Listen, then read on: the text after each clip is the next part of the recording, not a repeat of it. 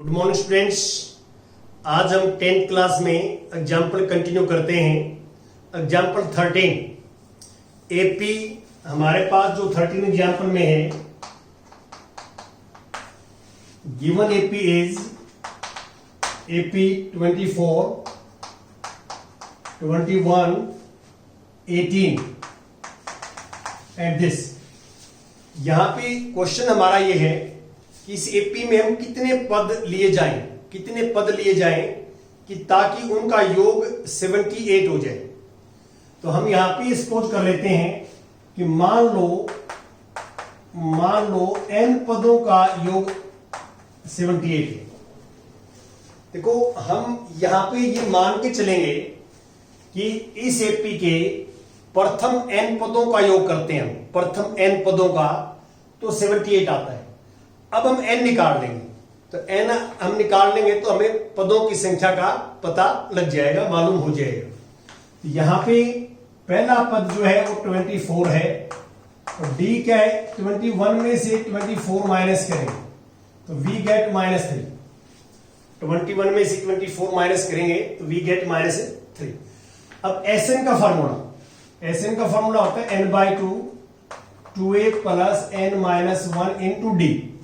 D हमारे पास -3 है और यहां पे 78 है। अब हम a और d की वैल्यू पुट कर देंगे। यहां पे d की मैंने पुट कर ही दी। यहां पे a की वैल्यू हमारे पास 24 है तो n/2 तो a इज 24 और n-1 इंटू -3 इक्वल टू 78। अब इसको सिंप्लीफाई करते हैं। ध्यान दें कि ये 2 को हम राइट हैंड साइड में लेके जाएंगे। जो 2 यहां डिवाइड में है तो मल्टीप्लाई में चला जाएगा तो n ये 48 आ जाएगा। इसमें आप मल्टीप्लाई करेंगे तो -3n तो ये +3 और इक्वल टू 78 मल्टीप्लाई बाय ये वाला जो 2 है यहां, इसको हम राइट हैंड साइड में जाते हैं तो यहां डिवाइड में है तो मल्टीप्लाई में हो जाएगा। अब मल्टीप्लाई करें, इसको सिंप्लीफाई करें पहले तो -3n और 48 प्लस 3 51 और इक्वल टू मल्टीप्लाई करेंगे 8 टू द 16 1 और ये 15 156। n से मल्टीप्लाई करेंगे 3n स्क्वायर प्लस 51n और इक्वल टू 156। अब देखो ये फर्स्ट टर्म नेगेटिव है, यहां ओड सी लगती है हमारे को। ये क्वाड्रेटिक इक्वेशन बन गई हमारे पास। This is a quadratic equation in n में क्वाड्रेटिक है। तो आप इसको पहले क्या करेंगे, राइट में ले जाओ। इन दोनों को राइट में लेके जाएंगे तो 0 आ जाएगा। 3n square minus 51n plus 156। अब राइट को लेफ्ट में लिख दिया और इक्वल टू 0। अब यहां पे इसको हम सिंप्लीफाई करेंगे। ये मैंने आपको जो है 9th-10th में आप ऑलरेडी पढ़ चुके हैं इसमें कि हम क्वाड्रेटिक इक्वेशंस के फैक्टर्स भी कर सकते हैं और क्वाड्रेटिक फॉर्मूला भी होता है और कंप्लीटिंग द होल स्क्वायर से भी कर सकते हैं। आपके पास क्वाड्रेटिक इक्वेशन सोल्व करने के 3 मेथड हैं। पहला फैक्टराइजेशन मेथड, मिडिल टर्म को स्प्लिट करके। सेकंड जो है quadratic formula and third completing the whole square. तो वो आपकी मर्जी है। जैसे मैं फैक्टर करने की कोशिश करता हूं यहां पे फैक्टर्स, इसकी मल्टीप्लाई करेंगे और देखते हैं क्या आता है। यहां लिख लेता हूं मैं रफ वर्क में। 3 की इससे करेंगे तो 18, 3 6 दा 18 1 और 15 3 दा 45 और 1 46 ये आएगा और n स्क्वायर। ये पॉजिटिव मल्टीप्लाई आएगा तो ये अंदर नेगेटिव है तो दोनों नंबर नेगेटिव होंगे क्योंकि उनका एडिशन हमें नेगेटिव चाहिए, मल्टीप्लिकेशन पॉजिटिव चाहिए। तो यहां पे दोनों हमारे पास नेगेटिव होंगे। ये हमारे पास जो है हम करें मल्टीप्लाई, जैसे 40 की मल्टीप्लाई 11 के साथ करें तो 44 ये आ जाए। ये देखिए थोड़ा सा कम है, 40 और 11 51 होता है। मल्टीप्लाई 440 थोड़ा सा कम है। थोड़ा सा और इसको करें हम, जैसे 38 की मल्टीप्लाई करें और किससे 13 से और 39 की आ जाएगी, इसकी भी नहीं आएगी। 39 की 12 से ये आ जाएगा। देखो 39 की मल्टीप्लाई इससे करेंगे 12 की, ये हो गया 108। 12 9 108 10 और 12 3 जा 36 और प्लस 10 46। तो ये 3n square minus 39n minus 12n plus 156 equal to 0। अब पहले दो में आप कॉमन लेंगे तो 3n कॉमन लेंगे तो n माइनस 13 आ जाएगा, और माइनस 12 कॉमन लेंगे यहां पे तो n माइनस 13 आ जाएगा इक्वल टू 0। और 3n माइनस 12 और n माइनस 13, यहां से n इक्वल टू 12/3 आ गया और n इक्वल टू 13 आ गया। तो n की दो वैल्यू एग्जिस्ट करेंगे यहां पे, एक तो n की वैल्यू एग्जिस्ट करिए हमारे पास 4 और एक n की वैल्यू 30। यदि आप ध्यान से देखें कि n दोनों नेचुरल नंबर्स हैं, क्योंकि n नंबर ऑफ टर्म्स को डिनोट करता है, n नंबर ऑफ टर्म्स को डिनोट करता है, और दोनों नेचुरल नंबर है तो दोनों आंसर ट्रू होंगे। अब इसका मीनिंग क्या है? अब इसका मीनिंग ये है कि इस एपी में हम फर्स्ट 4 टर्म ऐड करें, पहले 4 फर्स्ट 4 टर्म ऐड करते हैं तो हमारे पास सम आएगा 78, और फर्स्ट 13 टर्म भी ऐड करेंगे तो भी सम क्या आएगा 78। अब आप कहेंगे जी पहले 4 का भी और पहले 13 का भी, हाउ कैन इट पॉसिबल? ये पॉसिबल ऐसे है, यहां थोड़ा ध्यान दें कि जैसे मैं एपी लिखता हूं 24 21 18, इससे कम 3 कम हो रहा है 15 आ जाएगा और चलता रहेगा। अब इनकी पहली ये 4 टर्म है, पहले 4 n इक्वल टू 4 ये है, इनको ऐड करना आप 78 आएगा। इसका अर्थ ये है कि 5th टर्म से लेके 13 तक ये 5th टर्म आगे आएगी और ये 13th टर्म है, 5th और 13 5वें पद से लेके 13वें पद तक, 5वें पद से लेकर 13वें पद तक जो संख्याओं का जो सम होगा, जोड़ होगा, वो 0 आएगा। 0 क्यों आएगा? क्योंकि ये कम हो रहा है, कम हो रहा है तो कुछ तो यहां पद प्लस के चलेंगे, फिर माइनस के आने शुरू हो जाएंगे। तो 5वें पद से लेके 13वें पद तक का जोड़ होगा जो आपस में, कुछ प्लस के कुछ माइनस के, वो आपस में कैंसिल हो जाएंगे और उनका सम क्या आ जाएगा 0।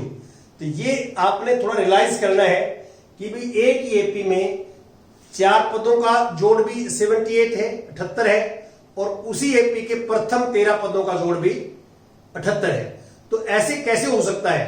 तो ऐसे हो सकता है कि 4 पदों का जोड़ 78 है, जोड़ के देख रहे हैं, और 5 से लेके और 13वें पद तक का जोड़ हो जाएगा 0। इसका तो 78 है और इसका 0, 78 प्लस 0 78 हो जाएगा। तो पहले 4 पद का भी 78 और पहले 13 पद का भी 78। क्यों? क्योंकि 5वें पद से लेके 13वें पद तक का जोड़ जो है वो 0 हो जाएगा, क्योंकि आगे कुछ नेगेटिव आ जाए, कुछ पॉजिटिव आपस में कैंसिल हो जाएंगे।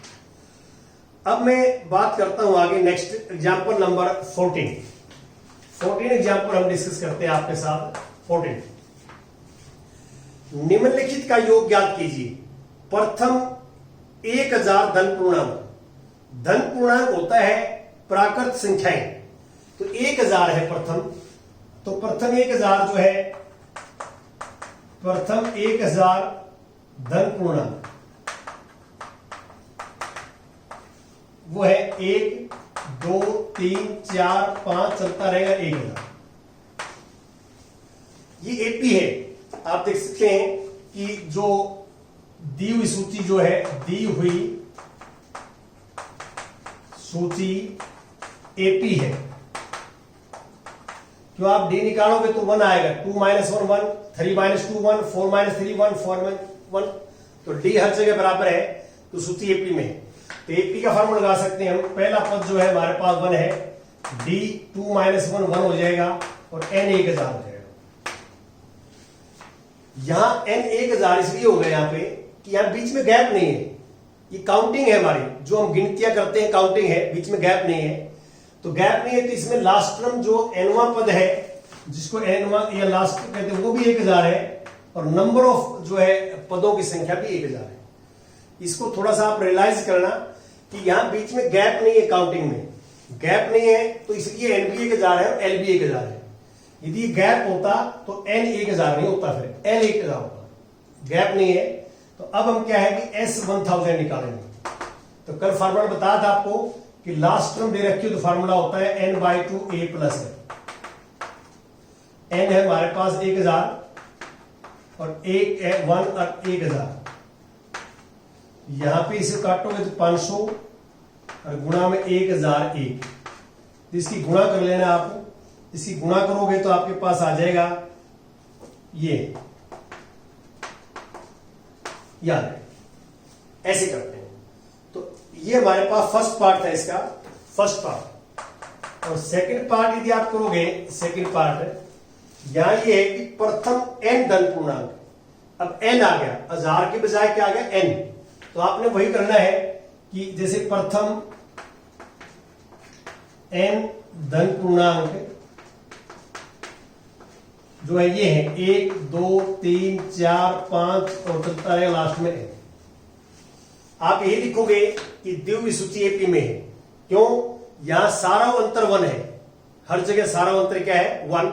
और सारा अंतर एक निश्चित संख्या हो, किसी भी सूची में सारा अंतर एक निश्चित संख्या हो तो हम कहते हैं कि वो एपी है।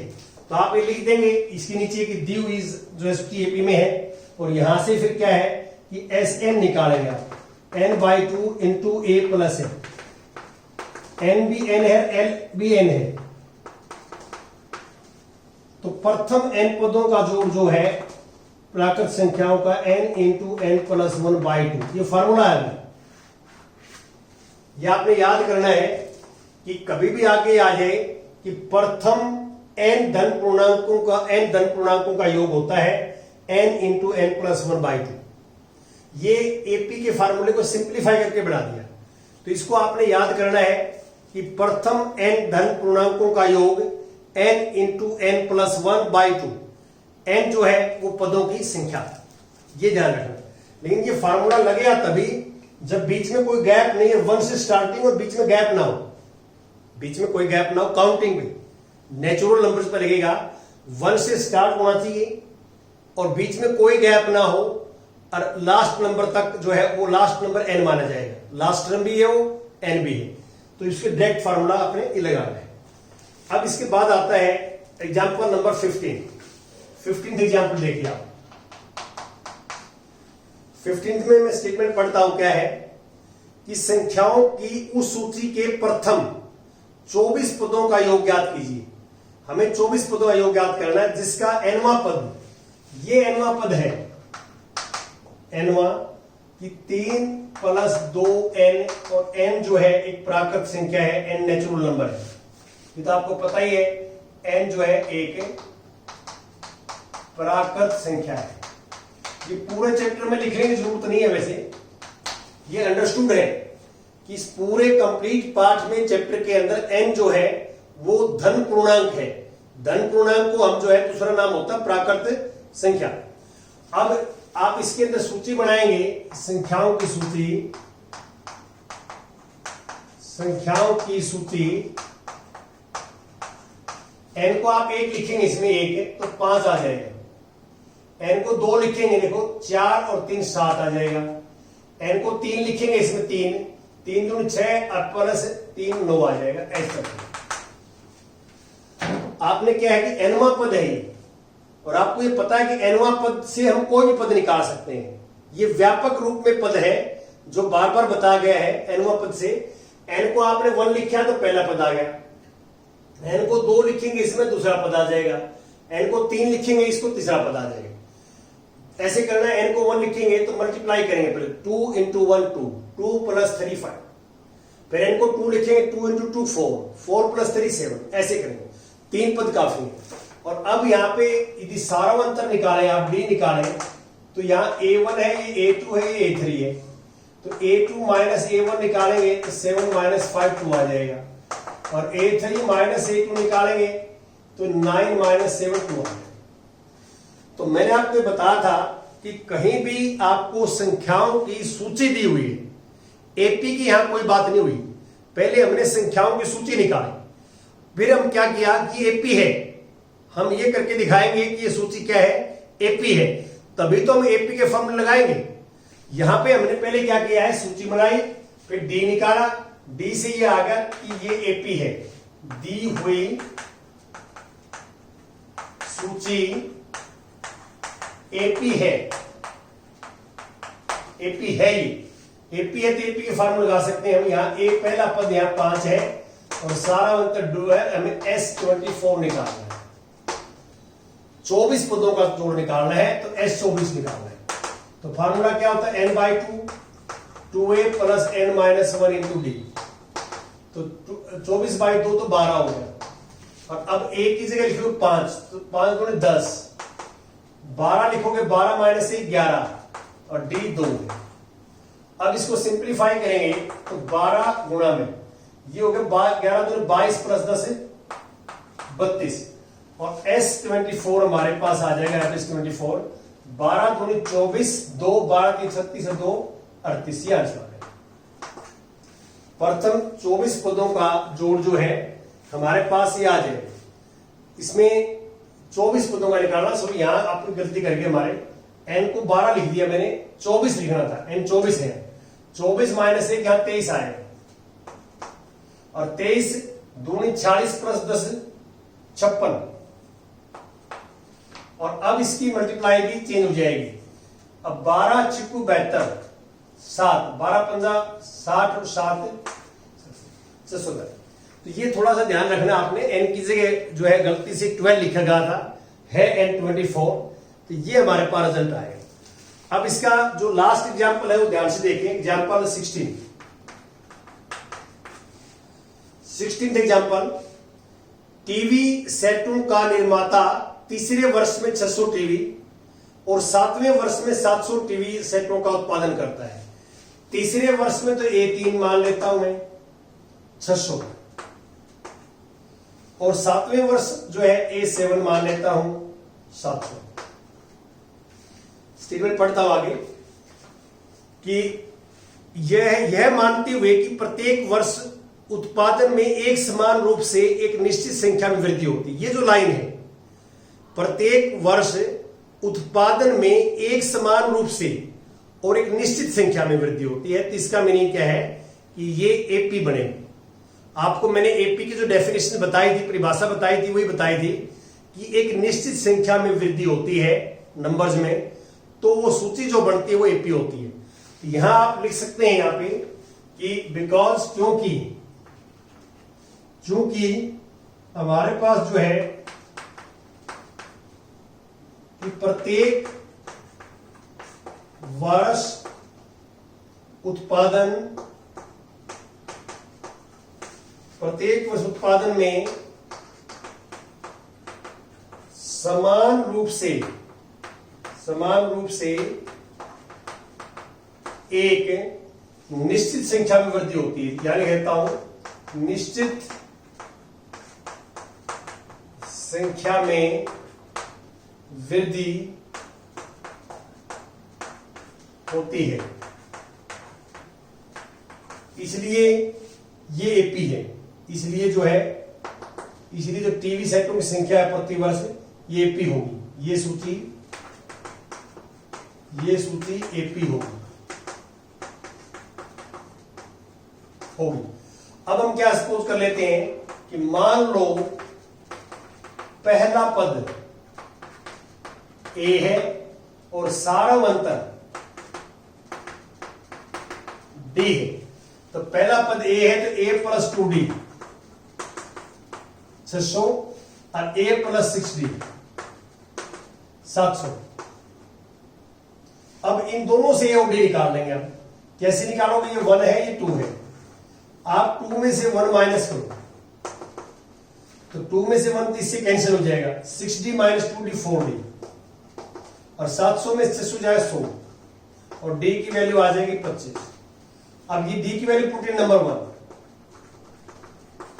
देखिए d की वैल्यू 1 में पुट करेंगे तो 2 इंटू 25 50 राइट में जाएगा तो a हो जाएगा 550। तो आपने इसका मीनिंग क्या है, प्रथम वर्ष जो टीवी का उत्पादन किया गया वो 550 किया गया और वार्षिक वृद्धि 25 की गई। ये मीनिंग है यहाँ पे। अब क्या कहता है ये, अब निकालना क्या है, ज्ञात कीजिए कि प्रथम वर्ष में उत्पादन कितना था। तो प्रथम वर्ष में हमने पहला पद क्या निकाला, पहला पद मैं एक ए माना था और पहला पद ए है तो 550 आ गया। तो पहले का आंसर ये होगा कि प्रथम वर्ष में उत्पादन बराबर है 550। अब दूसरा क्या निकालना, देखो दूसरा है कि 10वें वर्ष में उत्पादन कितना होगा। 10वें वर्ष में क्या है, एक 10 निकालना है हमें, और एक 10 का फार्मूला होगा a + 9d, और a है 550 और d है 25, और यहां पे आ जाएगा 550 + 225, 25 9 जा जो है 225 होगा, और इसको ऐड करोगे आप 775। 10वें वर्ष में 775 टीवी का उत्पादन किया गया। और थर्ड जो पार्ट निकालना हमने, थर्ड पार्ट वो क्या है कि ज्ञात कीजिए कि प्रथम 7 वर्षों में कुल उत्पादन कितना हो। प्रथम 7 वर्षों में, पहले से लेके 7वें वर्ष तक टोटल।